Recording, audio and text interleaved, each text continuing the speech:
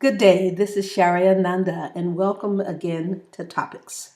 Today, of course, the topic is love, and we're going to be hearing from a young woman who has a gut feeling.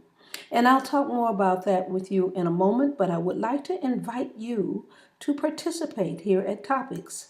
You need only you leave your contact information and a question that you might have on my website, www.bricksite.com/Shariananda. And I will try my best to get to your question and answer it here on Topics.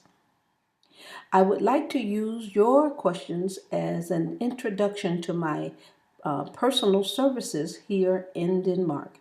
I am available Monday through Saturday from 10 a.m. until 6 p.m. So you can make an appointment by phone here at the website, and also you may email me. And all that information, of course, is available here at the site.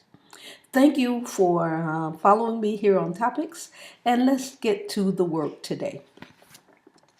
So, a client by the name of T writes and asks the following. So, for a few days, my gut has been telling me to contact someone with whom I have a potential relationship.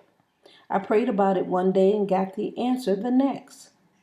He contacted me after months of not speaking with each other. I continue to pray about it, and I keep getting that is the right thing for me, but I'm afraid to approach the situation and actually contact him. Mainly because I don't know if he's actually single. I don't want to make a wrong move or interfere with anything he may have with someone else. This is something I really want to work out, but I'm afraid to approach it. But I feel that God has already given me the answer. Your advice would help. Take care.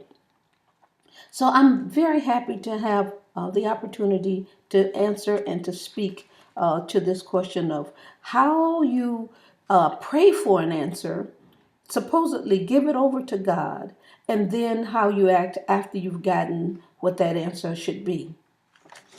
So, dear T, thanks for asking me to look at this matter with you. You're right to ask for support. Let's take this matter apart. Your gut has been telling you to contact this person with whom you have a potential relationship. That's a good sign, as the solar plexus is often the center of deep emotions and of a person's subconscious pains and disturbances.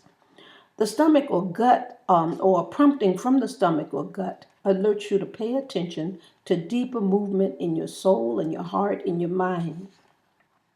I think not only are you feeling the pull of energy, but you're also withholding the vital release of fear. And this tends to coagulate in your center, the center of your body, like thick blood right there at the solar plexus. So you got yourself tied up in knots and you're creating this urgency. And of course, it does need urgent handling to stop it. You say you prayed about it and that you contacted God to get an answer. And the answer you got was go forward. To this, I say you have little faith or you have little love. If you take things to God in prayer, and God is the great source of our happiness and the author of our being, you are doing a really holy and spiritual and sacred thing. It's not like asking a psychic or a therapist for advice or for asking for resources to deal with something. The Spirit is your resource, the Almighty, and the Holy Spirit directs you and guides you. So in it we live and move and have our being. So when you pray, and especially if you believe, you think there's a God and you pray to that God, then you must then honor your own sacred outcry. And in that case, it looks like to me that you offered up the prayer, you got the answer, but you did not follow through. So this is to say that you have little faith or you have little love. For if you believed in God and trusted in His truth in your life and His answer to your prayers, then you would go boldly to the telephone or email or you'd write a letter to Him on the internet or whatever in order to make that contact. It's as simple as that. So I suspect your prayer was lip service for something deeper that you're feeling. And that is something that God would not want you to pursue or be with, and that is a married man. If the man is married, then he's not yours. And what God has joined together, no man or woman should put asunder. So but I doubt that that you intend to be with someone who is married, and that is holding you back. It's true. But at the same time, you keep these powerful longings and desires and fantasies going at your solar plexus and in your mind. Please understand, I'm not being mean to you. I'm telling you the truth as I have had it revealed to me in meditation. So read my answer over and over the next few days. It will be clearer as you absorb the truth and free your internal process to know and accept whatever comes. Your sense of purpose will come back into balance, and the gut wrenching or the nerve or the nudges that you have been receiving will be guided by reason and peace. If you have too little love, that means you really don't love this man beyond fear. Fear of rejection, fear that he's married, fear that he can't be yours, fear that you'll have unrequited love, fear that you are wanting him and he may not be wanting you, or fear that if you allow yourself to commit to him or really do anything that you will be left with your feelings if he doesn't return your love, and also you have fear of being alone. These are mighty powerful impulses of the subconscious. Paul the evangelist, who was struck on the road to Damascus by lightning, often talked about love, and one thing that he did say was love cannot exist where there is fear. So you have to know that people have swum oceans. They have climbed mountains. They have killed themselves. People have broken up royal families for the idea of love, for the possibility of love. And we all need love. We all seek it. We all would give so much to have just the right lover, just the right romance, just the right husband or wife. It is all what we all dream.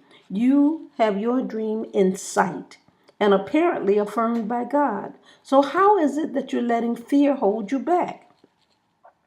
This tells me that you are either immature or inexperienced. Love is a game for grown-ups, and especially when the future and marriage are at stake. Do you plan to sit out your life waiting for him or hoping he'll have an angelic visitation and be moved to call you again and confess his great love? Will you just let your doubts and anxiety keep you stopped so that you are letting the fear that is at your solar plexus and in your mind and heart keep holding you back? So if you have doubts and anxieties and you are allowing that, that tells me that you also don't love yourself because you are allowing that state of being to continue to exist. So I want you to know that if you love yourself, you will call him. If you love him, you will call him. If you love God, you will call him. Ye shall know the truth, and the truth shall make you free.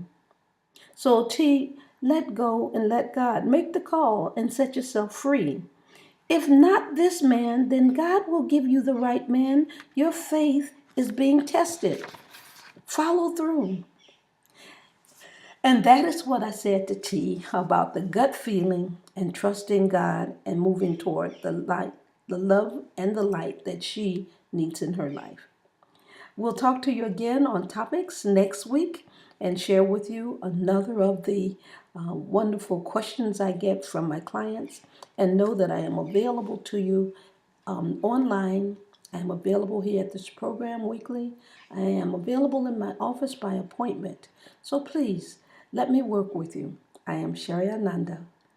May the blessings be.